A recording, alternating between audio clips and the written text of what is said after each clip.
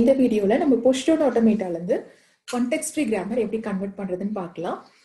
So push down automata நம்மளுக்கு ஏற்கனவே தெரியும். இதுக்கு வந்து நம்ம ரெப்ரசென்ட் பண்றது set of states, input symbol, ஸ்டாக்ல என்னென்ன சிம்பிள் நம்மளால புஷ் பண்ண முடியும், transition function, starting state, final bottom element of stack, final state. இதுதான் வந்து நம்மளோட tuple notation for push down automata. இதுவே நம்ம கான்டெக்ஸ்ட் ஃப்ரீ கிராமருக்கு பார்த்தீங்கன்னா நாலே டியூபிள் தான். Variables, terminals, starting symbol, production. இப்போ இந்த 4 வேரியபிள்ஸ் 4 எலிமெண்ட்ஸையும் இந்த புஷ் டவுன் ஆட்டோமேட்டாவோட எலிமெண்ட்ஸ்ல இருந்து நம்ம டிரைவ் பண்ணிட்டோம்னா பிரச்சனையே கிடையாது.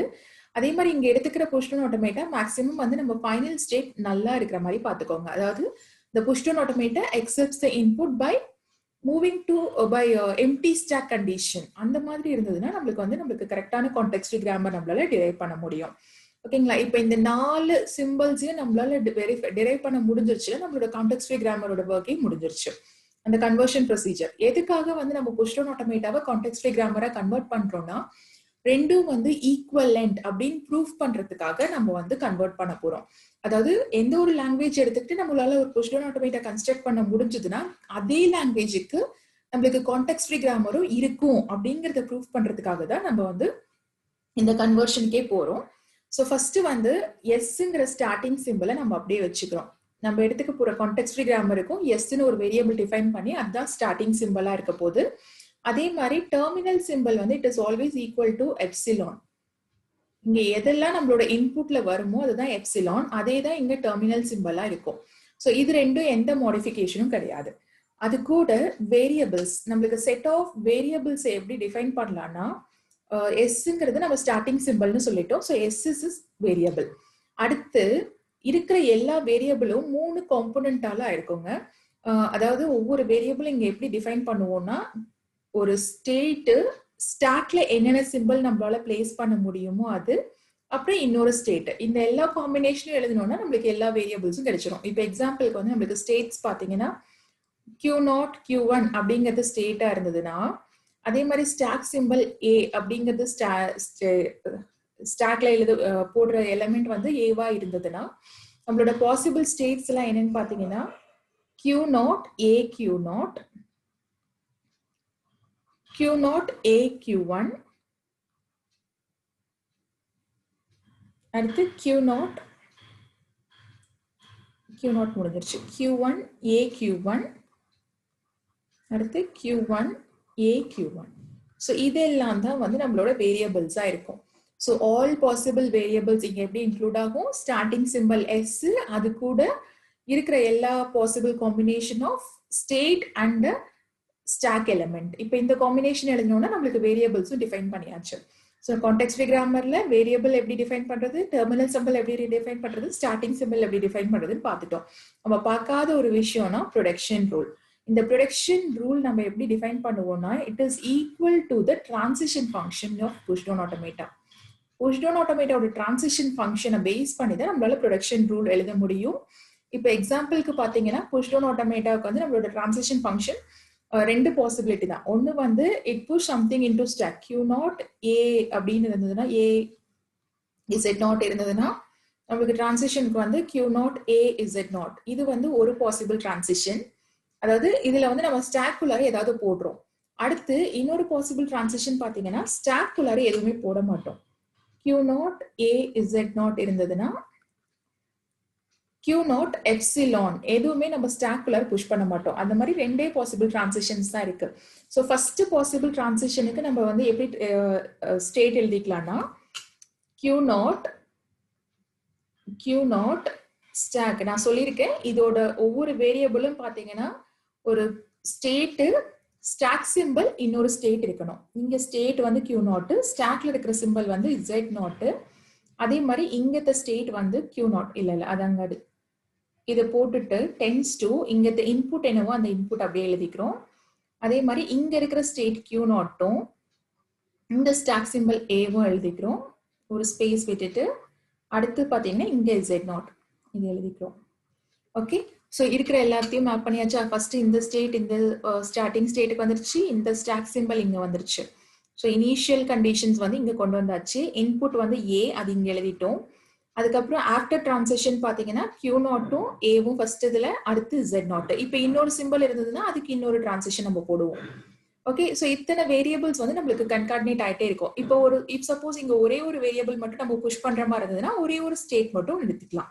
ஓகே, இப்போ இதுல என்ன பண்ணலாம்னா இங்க எம்டி ஸ்பேசஸ் இருக்கு பாருங்க, இதை நம்ம ஃபில் பண்ணி ஆகணும்.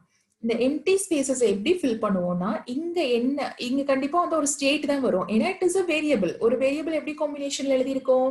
ஒரு ஸ்டேட், ஸ்டாக் சிம்பிள், இன்னொரு ஸ்டேட். அப்ப இங்க என்ன ஸ்டேட் எழுதுறோமோ அதே தான் இங்கேயும் எழுதணும். அதே மாதிரி இங்க என்ன ஸ்டேட் எழுதுறோமோ அதே தான் இங்கேயும் எழுதணும். இதுல இன்னொரு விஷயம் என்னன்னா, நம்மளுக்கு ஸ்டேட் பாத்தீங்கன்னா ரெண்டே பாசிபிள் காம்பினேஷன் தான். Q0 இருக்கலாம் இல்லைன்னா Q1 இருக்கலாம். அதே மாதிரி இங்கேயும் Q0 வரலாம் இல்லைன்னா Q1 வரலாம். ஸோ மொத்தமா பாத்தீங்கன்னா உங்களுக்கு 4 பாசிபிள் காம்பினேஷன் இந்த இடத்துக்கு வரும். ஸோ வென் யூ வாண்ட், இப்போ நம்ம இதுல ஏதாவது வந்து புஷ் இன்டு ஸ்டாக்ங்கிற கண்டிஷன் வந்துச்சுன்னா நான் இந்த மாதிரி எழுதிக்கலாம். அதே வந்து இங்க வந்து நம்ம எதுவுமே ஸ்டாக்குலர் புஷ் பண்ண போறது இல்லை அப்படிங்கிறப்ப நம்மளோட டிரான்சிஷன் எப்படி எழுதலாம்னா, இந்த Q0, இந்த Z0, இந்த Q0 tends to இங்க என்ன இன்புட் இருக்கோ அதை எழுதிக்கலாம். ஓகே, ஸோ இதுதான் வந்து எம்டி கண்டிஷன். எதுவுமே நம்ம ஸ்டாக்குலர் புஷ் பண்ணாதப்போ நமக்கு ப்ரொடக்ஷன் ரூல்ஸ் இந்த மாதிரி எழுதிக்கலாம். இப் சப்போஸ் நம்மளுக்கு ஸ்டாக்குலர் ஏதாவது புஷ் பண்ற மாதிரி இருந்ததுன்னா ப்ரொடக்ஷன் ரூல் இப்படி வரும். ஓகே, ஸோ இப்படிதான் நம்ம பொசிஷன் ஆட்டோமேட்டாவை கான்டெக்ஸ்ட் ஃப்ரீ கிராமரை கன்வெர்ட் பண்ண முடியும். இப்போ ஒரு எக்ஸாம்பிள் எடுத்துட்டு அதை எப்படி சால்வ் பண்றதுன்னு பார்க்கலாம். இப்போ இந்த எக்ஸாம்பிள் எடுத்துக்கலாங்க. இப்போ இந்த எக்ஸாம்பிளுக்கு நம்ம பொசிஷன் ஆட்டோமேட்டாவை கான்டெக்ஸ்ட் ஃப்ரீ கிராமரை நம்ம கன்வெர்ட் பண்ண போறோம். இப்போ நம்ம கன்வெர்ட் பண்ண போற கான்டெக்ஸ்ட் ஃப்ரீ கிராமருக்கு வேரியபிள், டெர்மினல், ஸ்டார்டிங் சிம்பிள், அதே மாதிரி ப்ரொடக்ஷன் ரூல்ஸ் இருக்கும். இப்போ இதுதான் வந்து state, set of states, epsilon. இந்த எப்சிலான் நம்ம டெர்மினல் சிம்பிளுக்கு ஈக்குவேட் பண்ணிக்கலாம். எஸ்ங்கிறது ஸ்டார்டிங் சிம்பிள், அது எப்பவும் போல இருக்கும். இது வந்து டவ். அப்போ நம்மளுக்கு செட் ஆஃப் வேரியபிள்ஸ் எப்படி எழுதலாம்னா, எஸ்ங்கிறது ஸ்டார்டிங் சிம்பிள். நம்மளோட வேரியபிள்ஸ் பாத்தீங்கன்னா ஸ்டேட் காம்பினேஷன். நான் என்ன சொல்லியிருக்கேன், ஒவ்வொரு வேரியபிளும் ஒரு ஸ்டேட், ஒரு ஸ்டாக் எலிமெண்ட், இன்னொரு ஸ்டேட் கம்பைன் ஆயிருக்கும். ஓகே, இதுதான் காம்பினேஷன். அப்ப நம்மளோட வேரியபிள்ஸ் பாத்தீங்கன்னா Q0, ஸ்டாக் எலிமெண்ட்ஸ் பாத்தீங்கன்னா ஏவும் இசட்டும். A Q0, அடுத்து Q0 A Q1,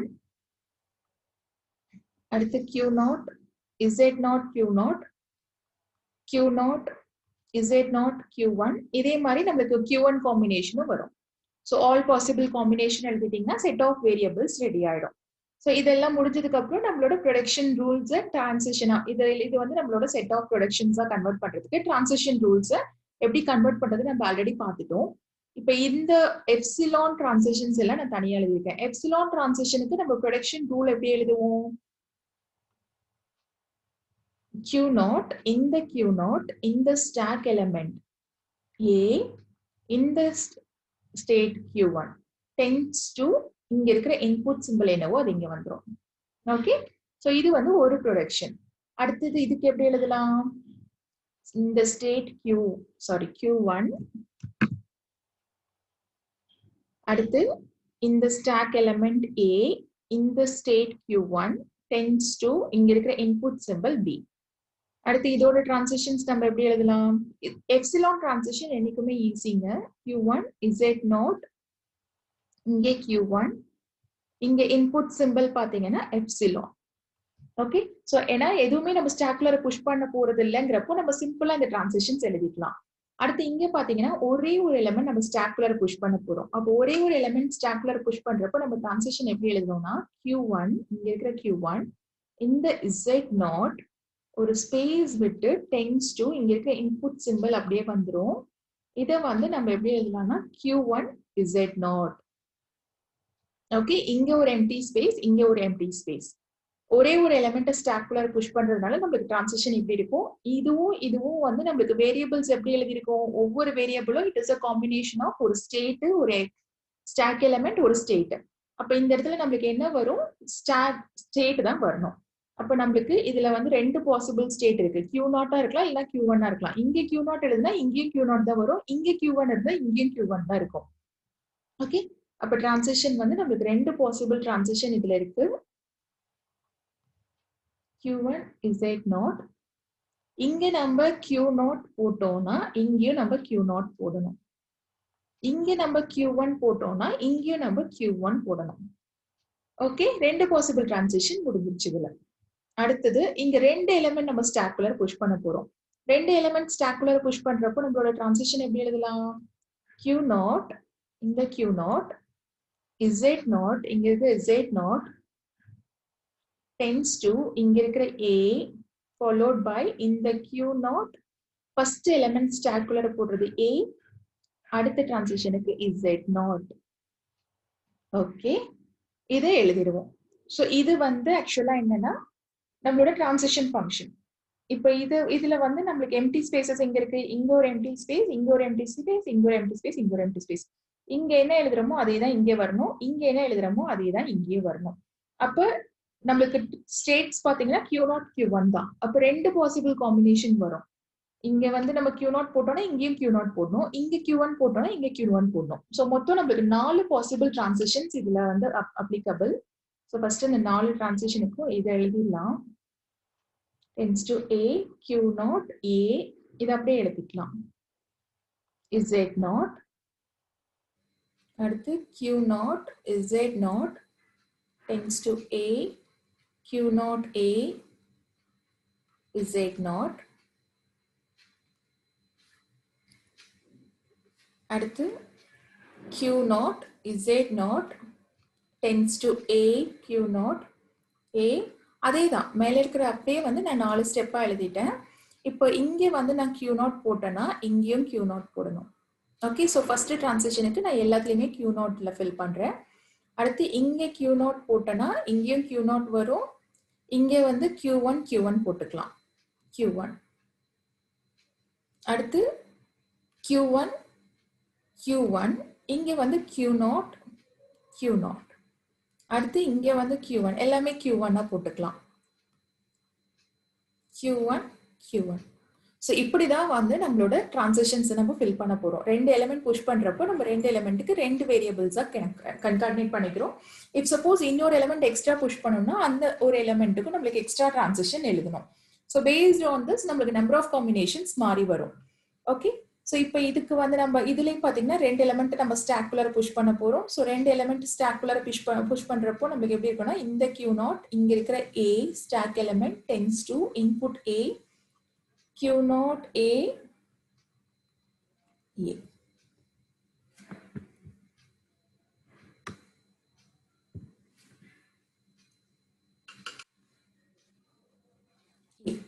இப்போ இது வந்து நம்ம இங்கேயும் அதே பாசிபிலிட்டி தாங்க. 4 பாசிபிள் டிரான்சிஷன்ஸ். இங்க என்ன ஸ்டேட் போடுறோமோ அதே தான் இங்கே வரும், இங்க என்ன ஸ்டேட் போடுறோமோ அதே தான் இங்கே வரும். அப்போ நம்மளுக்கு 4 பாசிபிள் டிரான்சிஷன்ஸ் இங்க வரதுக்கு இருக்கு. So Q0 A tends to A, Q0 A into A, Q0 A tends to A, Q0 A, A. இது 4 தடவை நான் எழுதிக்கிறேன். அதுக்கப்புறம் நம்ம ஸ்டேட்டை ஃபில் பண்ணிக்கலாம். Q0 A, இங்கேயும் A. ஓகே, இப்போ வந்து இங்க நான் என்ன ஸ்டேட் ஃபில் பண்ணணும் அதே தான் இங்கேயும் ஃபில் பண்ணணும், இங்க நான் என்ன ஸ்டேட் ஃபில் பண்ணணும் அதே தான் இங்கேயும் ஃபில் பண்ணணும். ஸோ ஃபர்ஸ்ட் எல்லாத்துலயுமே Q0 போட்டாச்சு. அடுத்து Q0, இங்க வந்து நம்ம Q1 போட்டுக்கலாம். அடுத்து வந்து இங்க Q1, இங்க Q1, இந்த இடத்துல இட்ஸ் Q0. அடுத்து எல்லா இடத்துலயுமே நம்ம Q1 பிளேஸ் பண்ண போறோம். Q1. ஓகே, நம்ம டிரான்சிஷன்ஸ் எல்லாம் முடிஞ்சிருச்சு. இப்போ நம்ம இன்னும் முடிக்காத ஒரு விஷயம்னா இங்க நம்ம ஸ்டார்டிங் சிம்பிள் ஒன்று கொண்டு வந்திருக்கோம். அந்த ஸ்டார்டிங் சிம்பிளுக்கு ஒரு ப்ரொடக்ஷன் இருக்கணும்ல, அதை வந்து எப்படி எழுத போறோம்னா ஸ்டார்டிங் சிம்பிள் டென்ஸ் டு நம்ம ஸ்டார்டிங் ஸ்டேட் என்னவோ அது இங்க வரணும், ஸ்டாக்கோட பாட்டம் எலிமெண்ட் என்னவோ அது இங்க வரணும், அது கூட ஒரு எம்டி ஸ்பேஸ். இந்த எம்டி ஸ்பேஸ்ல ரிமைனிங் ஸ்டேட்ஸ் Q0 காம்பினேஷனை போட்டுக்க போறோம். அப்போ வந்து இங்க Q0 போட்டோம்னா இது ஒரு டிரான்சிஷன், அதே அந்த இடத்துல வந்து நம்ம Q1 போட்டோம்னா அது ஒரு டிரான்சிஷன். அவ்வளவுதான், நம்மளோட ப்ரொடக்ஷன்ஸ் ஃபுல்லா முடிஞ்சிருச்சு, எல்லாத்தையுமே எழுதியாச்சு. இப்ப இன்னொன்னு வந்து நீங்க எக்ஸ்ட்ரா இதுல பண்ணணும்னா நம்மளுக்கு தேவையில்லாத ஸ்டேட் எல்லாம் எலிமினேட் பண்ணிக்கலாம். ஸோ ஏன்னா இவ்வளோ பெரிய இந்த புஷ் டவுன் ஆட்டோமேட்டாக்கு இவ்வளோ டிரான்சிஷன்ஸ் நம்மளுக்கு தேவைப்படாது. இதுல வந்து நம்மளுக்கு யூஸ்லெஸ் சிம்பிள்ஸ் நிறைய இருக்கும். ஸோ அந்த யூஸ்லெஸ் சிம்பிள்ஸ்லாம் நீங்க எலிமினேட் பண்ணீங்கன்னா பாதி டிரான்சிஷன்ஸ் குறைஞ்சிரும். ஸோ அதுதான் அடுத்த ஸ்டெப். இப் சப்போஸ் உங்களுக்கு கன்ஃபியூஸ்டா இருந்ததுன்னா நீங்க இதோட ஸ்டாப் பண்ணீங்கன்னா கூட போதும் தான். ஓகே, எக்ஸாம் பாயிண்ட் ஆஃப் வியூல உங்களால வந்து ஸ்டேட்டை எலிமினேட் பண்ண முடியலன்னா நீங்க இந்த ஸ்டெப்போட நிறுத்திக்கலாம். ஓகே, இப்போ நம்மளுக்கு வந்து எப்படி நம்ம யூஸ்லெஸ் சிம்பிள்லாம் எலிமினேட் பண்ணுவோம்? ஒன்னா வந்து நம்மளுக்கு சிம்பிள்ஸ் வந்து நாட் ரீச்சபிளா இருக்கணும். அடுத்து வந்து நம்மளுக்கு நம்மளோட சிம்பிள்ஸ் வந்து ஜென்ரேட்டிங்கா இருக்கணும். ஜென்ரேட்டிங் அப்படின்னா என்ன அர்த்தம்னா, இப்போ இந்த எலிமெண்ட் பார்த்துக்கிட்டீங்கன்னா Q0 AQ1ங்கிற வேரியபிள் டென்ஸ் டு பி. பிங்கிறது ஒரு டெர்மினல் சிம்பிள். இந்த மாதிரி நம்மளால வந்து டெர்மினல் சிம்பிள் ஜென்ரேட் பண்ண முடிஞ்சிருச்சுன்னா அப்ப இது எல்லாமே வந்து ஜென்ரேட்டிங் வேரியபிள்குள்ளார வந்துடும். ஓகே, இப்ப நம்ம ஒரு வேரியபிள் கால் பண்றோம், அதுக்கு எங்கேயுமே ப்ரொடக்ஷன்ஸ் இல்லைன்னா அதெல்லாம் வேஸ்ட். இப்போ இதுல எக்ஸாம்பிளுக்கு பாத்தீங்கன்னா இந்த வேரியபிள் எடுத்துக்கலாம் Q1 AQ0. இந்த Q1 AQ0க்கு எங்கேயாவது நம்மளுக்கு ப்ரொடக்ஷன் இருக்கான்னு பாருங்க. Q1 AQ0 இது எல்லாமே Q0ல ஸ்டார்ட் ஆகுது, இது எல்லாமே Q0ல ஸ்டார்ட் ஆகுது, இது Q1ல ஸ்டார்ட் ஆகுது, ஆனா நம்மளுக்கு A கிடையாது. Q1 AQ0. So Q1 AQ0 அப்படிங்கிற ஒரு விஷயம் வந்து நம்மளுக்கு நடக்கவே இல்லை. எந்த இடத்துலையுமே வந்து அதுக்கு ஒரு ப்ரொடக்ஷனே கிடையாது. அப்ப இந்த வேரியபிள் வந்து இட் இஸ் நான் ஜென்ரேட்டிங். நான் ஜென்ரேட்டிங்கிறப்ப இந்த வேரியபிள் வந்ததுன்னா வேஸ்ட், நம்மளால வந்து யூஸே பண்ண முடியாது. அப்ப டோட்டலா இந்த ப்ரொடக்ஷன் வந்து நம்மளால எடுத்துக்கவே முடியாது. ஏன்னா இதுக்கு வந்து நம்மளுக்கு எந்த இடத்துலயுமே இது கிடையாது, ப்ரொடக்ஷன் கிடையாது. அப்ப நம்ம இது யூஸ் பண்ண முடியாது. ஓகே, அப்ப Q0 AQ0ல வந்து இந்த ப்ரொடக்ஷன்ஸ் கேன்சல் அவுட் பண்ணிட்டோம். இது ரெண்டும் பாத்தீங்கன்னா Q0 AQ0 Q0 AQ0 Q0 AQ0 அது தன்னைத்தானே கால் பண்ணிக்குது. இப்ப இந்த Q0 AQ0க்கு வேற எங்கேயாவது நம்மளுக்கு வந்து ப்ரொடக்ஷன் இருக்கான்னு பார்த்து இருந்ததுன்னா பிரச்சனை கிடையாது. எக்ஸாம்பிளுக்கு இது எல்லாமே Q0 Z0ல வருது. நம்ம தேடுறது வந்து Q0 AQ0. இதுவும் வந்து Q1 Z0 Q1 AQ1 Q0. Okay, so நம்மளுக்கு வந்து அந்த Q0 AQ0ங்கிறது எந்த இடத்துலையுமே இல்லை. உங்களுக்கு ஒரு சில ப்ரொடக்ஷன்ஸ் ஞாபகம் இருக்கும்னு நினைக்கிறேன். இது எப்படின்னா C tends to ACCன்னு அர்த்தம். இப்ப Cங்கிறது வந்து திரும்ப திரும்ப அதே கால் பண்ணுது. இந்த Cக்கு வேற எந்த ப்ரொடக்ஷனும் கிடையாது. அப்ப வேற எந்த ப்ரொடக்ஷனும் கிடையாதுங்கிறப்ப இது ஃபுல்லா நான் ஜென்ரேட்டிங் கேட்டகரிக்கு போயிடும். ஏன்னா திரும்ப திரும்ப நம்ம இதே தான் கால் பண்ணிட்டு இருக்க போறோம். இது எப்பவுமே ஸ்டாப் ஆக போறது கிடையாது. ஓகே, அப்ப இதுவும் வந்து நான் ஜென்ரேட்டிங். அப்ப எந்த இடத்துல எல்லாம் Q0 AQ0 வருதோ அது எல்லாமே நம்ம கேன்சல் பண்ணிடலாம். ஏன்னா அதுக்கு நம்மளுக்கு ப்ரொடக்ஷன் கிடையாது. அப்ப இதுவும் கேன்சல் ஆயிடும். ஓகே, அடுத்து இதுல பாத்தீங்கன்னா Q0 எங்க இருக்குன்னு பாருங்க. இங்கேயும் ஒரு Q0 AQ0 இருக்கு. அப்ப இதுவும் வந்து நம்மளுக்கு நடக்கிறதுக்கான பாசிபிலிட்டியே கிடையாது, கேன்சல் பண்ணிடலாம். இந்த இடத்துலயும் ஒரு Q0 AQ0 இருக்கு, இதுவும் பாசிபிள் கிடையாது. ஓகே, ஸோ ரிமைனிங் சிம்பிள்ஸ் இருந்ததுன்னா நம்மளுக்கு வேலை முடிஞ்சது. இங்க வந்து Q0 AQ1 இருக்கு. Q0 AQ1 வேற எங்கேயாவது இருக்குங்களா? இங்க இருக்கு. Q0 AQ1க்கு வந்து நம்ம Bன்னு சப்ஸ்டியூட் பண்ண முடியும். அப்ப இங்க வந்து இந்த இடத்துல நம்மளுக்கு ஸ்மால் b போட்டுக்கலாம். அப்ப இது பிரச்சனை கிடையாது. Q1 AQ1 இருக்கா, Q1 AQ1 இருக்கு. அப்ப இதுக்கும் நம்ம B சப்ஸ்டியூட் பண்ண முடியும். அப்ப ஓவராலா இந்த ப்ரொடக்ஷன் பாத்தீங்கன்னா ABB அப்படின்னு நம்மளால சப்ஸ்டியூட் பண்ண முடியும். அப்ப இது வந்து ஜென்ரேட்டிங், இது நம்ம எடுத்துக்கலாம். இங்க வந்து Q0 Z0 Q0க்கு Q0 AQ1 இங்க இருக்கு பாருங்க, Q0 AQ1. அப்ப இது வந்து ஜென்ரேட்டிங். அடுத்து Q1 Z0 Q0 Q1 Z0 இது எங்கேயாவது இருக்குங்களா? Q1 Z0 Q0 Q1 Z0 Q1 இங்க இருக்கு. இது வந்து it further calls Q1 Z0 Q1 Q1 Z0 Q1 இது தன்னைத்தானே கால் பண்ணிக்குது.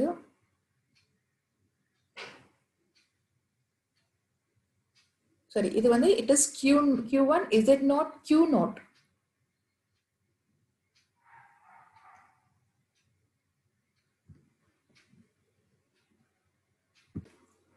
அப்ப இதுவும் வந்து நம்மளுக்கு எங்கேயுமே ஜென்ரேட் ஆகல. ஏன்னா இதுவும் ரிகர்சிவா இருக்குது பாருங்க. இங்க Q1 Z0 Q0 இருக்கு, இங்கேயும் Q1 Z0 Q0 இருக்கு, இங்கேயும் Q1 Z0 Q0 இருக்கு.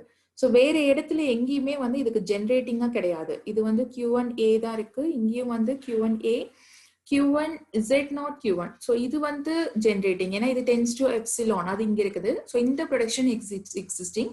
அப்ப இதுவும் cancel ஆயிடும். ஏன்னா இது non-generating. அடுத்து இதுல பாத்தீங்கன்னா A Q0 A Q1 இருக்கா? அதோ Q0 A Q1 generating. அடுத்து Q1 Z0 Q1 Q1 Z0 Q1 generating. Okay, அப்ப இந்த ப்ரொடக்ஷனும் பிரச்சனை கிடையாது, இந்த ப்ரொடக்ஷன் பிரச்சனை கிடையாது, இங்க இது கிடையாது. ஸோ இது எல்லாமே நம்மளுக்கு ஃபைனலைஸ் சார்ட் அவுட் ஆயிடுச்சு. இப்போ ஸ்டார்டிங் சிம்பிளுக்கும் பாத்தீங்கன்னா Q0 Z0 Q0 எங்கேயாவது இருக்கா? Q0 Z0 Q0ங்கிறது எல்லாமே நம்ம கேன்சல் பண்ணிட்டோம், right? Okay, Q0 Z0 Q0ங்கிறது cancel பண்ணிட்டோம். அடுத்து நம்மளுக்கு Q0 Z0 Q1 Q0 Z0 Q1ங்கிறது இங்க இருக்கு. அப்ப இதுதான் வந்து நம்மளோட எக்ஸிஸ்டிங் ப்ரொடக்ஷன். நம்ம கேன்சல் பண்ணது எல்லாமே வந்து தேவையில்லாத productions. It is all useless simple. அப்ப நம்ம அதை ரிமூவ் பண்ணிட்டு இப்ப மீதி இருக்கிறத மட்டும் எடுத்து எழுதிட்டோம்னா நம்மளோட final PDA to context free அந்த கான்டெக்ஸ்ட் ஃப்ரீ கிராமர் ஜென்ரேட் ஆயிடும். எத்தனை ப்ரொடக்ஷன் இருக்கு? 1 2 3 4 5 6 அப்புறம் ஸ்டார்டிங் ப்ரொடக்ஷனோட 1 7. மொத்தம் 7 ப்ரொடக்ஷன்ஸ் மட்டும் நீங்க தனியா எடுத்து எழுதிட்டீங்கன்னா உங்களோட context free grammar push down automata to context free grammar work ஃபுல்லா முடிஞ்சிருச்சு. Okay, thank you.